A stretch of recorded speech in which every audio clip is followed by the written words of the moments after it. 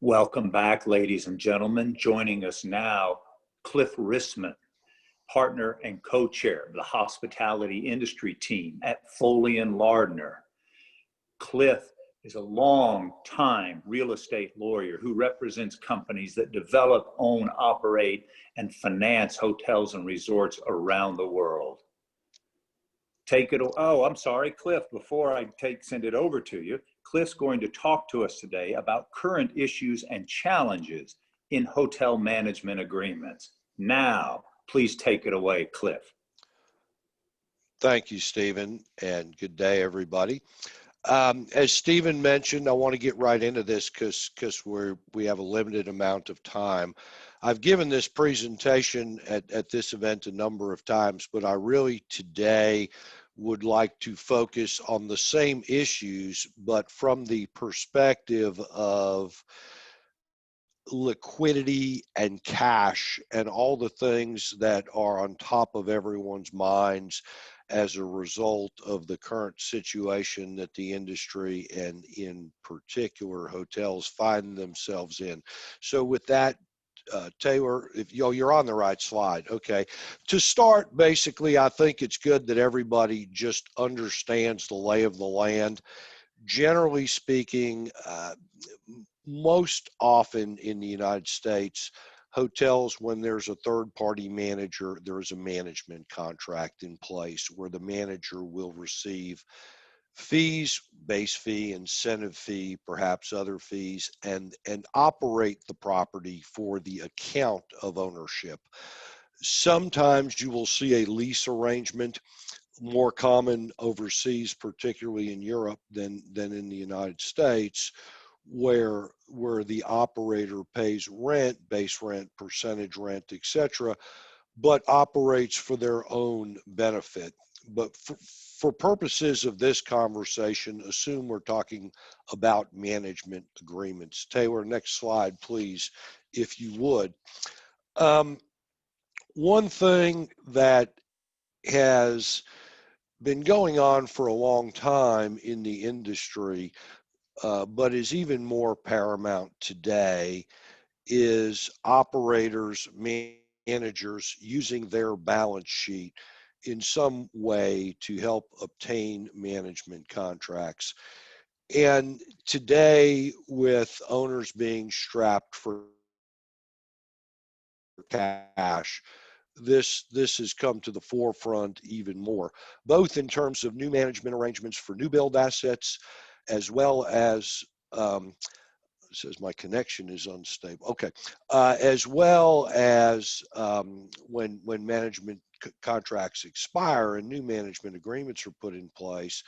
Also, though, as a result of what's going on today, you're seeing a lot of existing contracts be renegotiated, restructured, even terminated, and you have competing managers using their balance sheet, their cash, to try and get management contracts, whether that's by way of a key money investment, which in essence is just a one-time payment of cash in exchange for the contract. And that it's beyond the scope of this 8 minutes. We can talk about it when we get into these issues in more depth, but that key money would amortize over the term of the contract. Sometimes managers or their affiliates will make sliver equity or equity investments in the ownership entity. They could provide debt, whether it be senior debt, subordinate debt, and they oftentimes will use their balance sheet to provide operating deficit guarantees and things of that nature. Once again, with cash being short today, being so critical, when contracts are being entered into, this is a very critical issue, and oftentimes the deciding factor in terms of which management company will receive the contract. Next slide, please. I'll go through this very quickly. The management fee structures. There's generally a base fee, a percentage of gross revenues that comes off the top. There's oftentimes, in addition to that, an incentive fee.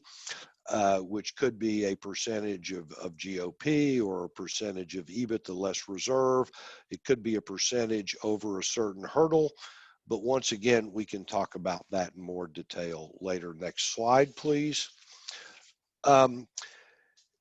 Termination is a big issue today in light of the struggle that hotels are having. And one thing I'd really like to focus on are performance tests, where generally speaking, an asset after a ramp up period, the operator has to achieve a performance test. It often has two prongs, one usually a cash prong, the second a RevPAR prong, where this asset is measured against its competitive set.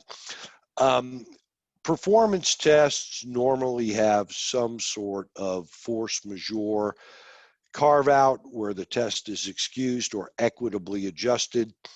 In this environment, many owners have received letters from the major management companies, the major brands, informing them that they view what's going on today with COVID as an unforeseen event, and thus setting the stage that if they fail the performance test for this year, they will likely claim force majeure. I want to talk also briefly about other termination issues, because as we see more hotels struggling, more bankruptcies, more receiverships, we can get into it in detail later, but I think you will see more contracts terminated through the bankruptcy process and perhaps even through the receivership process. Next slide, if you will, please. In the context of COVID, we are advising all owners and managers to look at their subordination, non-disturbance, and attornment agreements. These are, in essence, the agreements between the lender and the manager that, in simplest terms, tell the manager that if they're performing and not in default, even if the lender takes title via foreclosure, deed in lieu of foreclosure, that the lender will recognize the manager and allow them to continue to operate the property. And in turn, the manager acknowledges that their contract is subordinate in a lien sense to the lender's lien. There are a lot of those agreements out there that have been negotiated. We're encouraging everybody to take a look at them. I do want to talk a little bit about some other things that we're seeing because of cash, particularly as they relate to lenders and necessary consents. I know time is short, but there are folks, excuse me, I set the alarm. There are Capex deferrals. Folks are not funding their reserves. Lenders are allowing and managers are allowing funds in Capex reserves to be used for other uses other than new FF&E.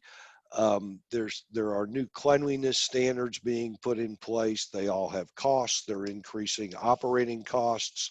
We can talk about that more as we go. Next slide, please, real quick, because we're just about out of time. On employment issues that we can also get into later, there have obviously been wholesale layoffs, furloughs. There have been folks obtaining PPP funds, and their employment costs go into the calculation of how much loan amount they're entitled to, and the uses of those funds and what percentage of those funds are used to pay employee salary and benefits during a specified period of time after the loan is funded goes into the calculation of how much of that loan will be forgiven. We're just about out of time. The only other thing I want to talk about is, if you'll go 2 slides forward, please, some things that are happening in terms of contactless check-in, your rooms not being cleaned. room service not coming, restaurants changing, buffets being closed, grab and go instead of the restaurant being open for breakfast, all designed to deal with the effects of COVID-19. With that, I know we're out of time. I'm hopeful we can talk about any or all of these issues that you would like in more detail during the group session. And thank you very much, Stephen. Hey, Cliff, thank you. As always, very insightful info. And you're so right. There's so much going on in the receivership space, in the foreclosure space, in the very interesting topics. I encourage everyone to join your deeper dive because there's some good stuff. And this last slide about technology and all the different challenges you were just mentioning, another great topic that people need to think about, connect all those dots. So as usual, thank you, and great stuff. Thank you. We'll see you soon. Bye for now.